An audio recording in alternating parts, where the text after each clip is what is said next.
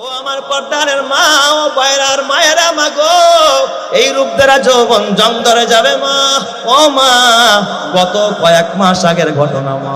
কাতার প্রবাসী এক হাফেজে কোরআন রাতের বেলায় ফোন দিয়ে আমারে কান্নায় ভেঙে পড়েছে। আমি বললাম, ও হাফেজে কোরআন কাঁদো কেন? কয় উস্তাদ, আপনার বয়ান আমি ডেলি রাতে শুনি, কিন্তু হুজুর একটা বিষয় আপনার সাথে শেয়ার করার জন্য কয়েকদিন যাবত ফোন দিতেছি, সুযোগ পাই না, আপনারা লাইনে পাই না। আজকে ফোন রিসিভ করছেন, আমার একটা কথা না শুনে আপনি ফোন কাটবেন না। আমি বললাম, ও হাফেজে কোরআন ভাই বলেন, এমন কি দুঃখের কথা আপনি আমারে শোনাইতে চান? হুজুর, আমি আমার মা বাবার একমাত্র সন্তান। ছোট্টবেলায় আমার বাবা মারা যায়, কিন্তু আমার মা একজন বাক প্রতিবন্ধী। আমার মা বোবা, আমার মা একজন বোবা মানুষ। আমার মা কথা বলতে পারে না। উস্তাদ, আমার বাবার ইন্তেকালের পর আমার মা, এই বোবা মা, আমার হাতটা ধরে আমার পাশের এতিমখানায় লিল্লাহ বোর্ডিং এ মাদ্রাসায় দিছে। আমি ওই মাদ্রাসা থেকে কোরআনের হাফেজ হয়ে বের হয়েছি। উস্তাদ, আমি কোরআনের হাফেজ। আমার মা, আমার বাবা ঘরে নাই, আমার বাবার তেমন সম্পদও ছিল না। আমার মা বড় কষ্ট করে চড়াই উতরাই পাড়ি দিয়ে বাজারে বাজারে কলস বইরা পানি বিক্রি করতো, হোটেলে হোটেলে। আমার মা 2 পয়সা 4 পয়সা, 1 টাকা 2 টাকা 10 টাকা জমায়া জমায়া আমার মা আমারে আজকে কোরআনের হাফেজ করে। একটা সময় আমার মা বড় দুর্বল হয়ে যায়, আর সংসারের খরচ চালাইতে পারে না। আমি মাদ্রাসায় পড়ব, খরচ দিতে পারে না। আমার বাবার একটু ভিটা ছিল, ওই জায়গাটা বিক্রি করে আমার মা, আমার এক চাচাতো মামা হয়, তার মাধ্যমে আমার কাতার পাঠায়। হুজুর, এখন আমি কাতার প্রবাসী। আমি কাতার আসার পর আমার মা আরো ভেঙে পড়ে অসহায়। আমি একটা অ্যান্ড্রয়েড সেট পাঠাইছি আমার মার জন্য, যেন মার সাথে একটু ভিডিও কলে মারে দেখতে পারি। মা তো বোবা, মা বলতেও পারে না, মা আমার কথাও বোঝে না, আমিও বোঝাইতে পারি না মাকে। মাঝে মাঝে ভিডিও কল দিতাম, মারে জিজ্ঞাসা করতাম, মা গো তোমার কি লাগবে? মা শুধু আমার 2টা জিনিস দেখাইতো মোনাজাত দিয়া, যে তুই আমার জন্য দোয়া করবি, আর এইভাবে হাত উঠাইতো, তার মানে মায় বলতো তুই নামাজ পড়বি। এর বাহিরে মা আমারে কিছু বলতে পারতো না, কারণ আমার মা বাক প্রতিবন্ধী, একজন বোবা মানুষ। হুজুর, একদিন, এ মা, আমি আগামী রমজানে দেশে আসবো। মাকে বললাম, মা ঈদের পরে বাড়িতে আসবো। মা গো তোমার কি লাগবে? মা নাকের ফুল লাগবে নি? আমি ইশারা দিয়া বুঝাই না, মা তুমি কষ্ট করেছো জনম জনম, মা ভালো খাইতে পারো নাই, পড়তে পারো নাই, আমার বাবা তোমার একটা নাকের ফুলও দিতে পারে নাই, কানের দুল দেয় নাই, গলার মালা দেয় নাই, হাতের বালা দেয় নাই। ও মা, আমি রমজানে তোমার জন্য নাকের ফুল কিনবো, কানের দুল আনবো, গলার মালা আনবো, হাতের বালা আনবো।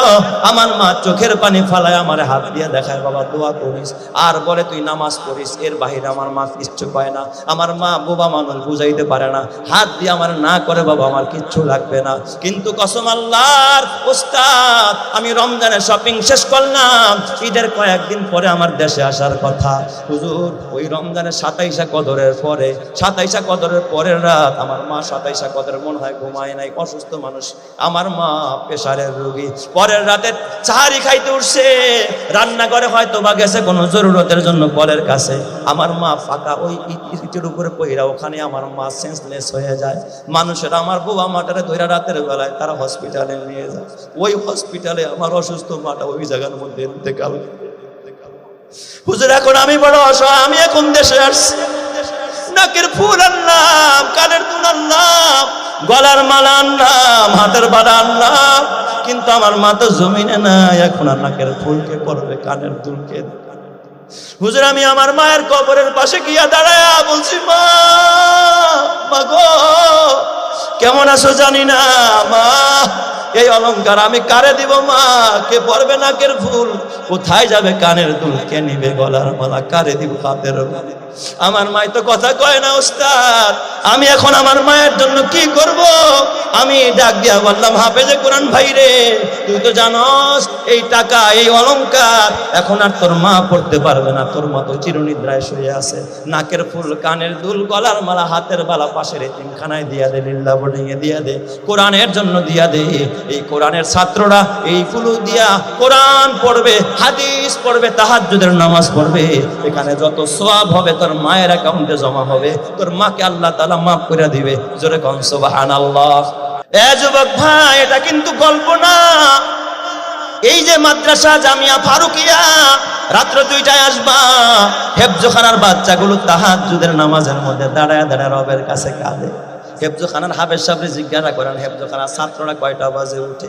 ওরা 3টা বাজে উঠে। ওইটা প্রথমে ওযু করে, তারপরে তাহাজ্জুদ করে, তারপরে কোরআনটাকে বুকে নিয়ে চুমা খায়া তারপরে কোরআন শরীফ পড়তে বসে। আর তোমার বাচ্চাটা 12টা বাজে ঘুমায়, মোবাইলটা নিয়ে বান্ধবীর সাথে চ্যাটিং করে, ভিডিও কলে, অনলাইনে অফলাইনে কথা কয়। এরপরে রাতের বেলায় যে কত গুনাহ করে নামাজের খবর নাই। এই সন্তানের জন্য ভার্সিটির ফি দিলা, কোচিং ফি দিলা, ঘর বানাইলা, বাড়ি বানাইলা, টাকা দিলা, পয়সা দিলা। কিয়ামতের ময়দানে তুমি বাবাকে আসামির কাতারে দাঁড়াইতে হবে। কথা ঠিক না ব্যাঠিক? জোরে কন। আল্লাহ তুমি হেফাজত করো, জোরে কন আমিন।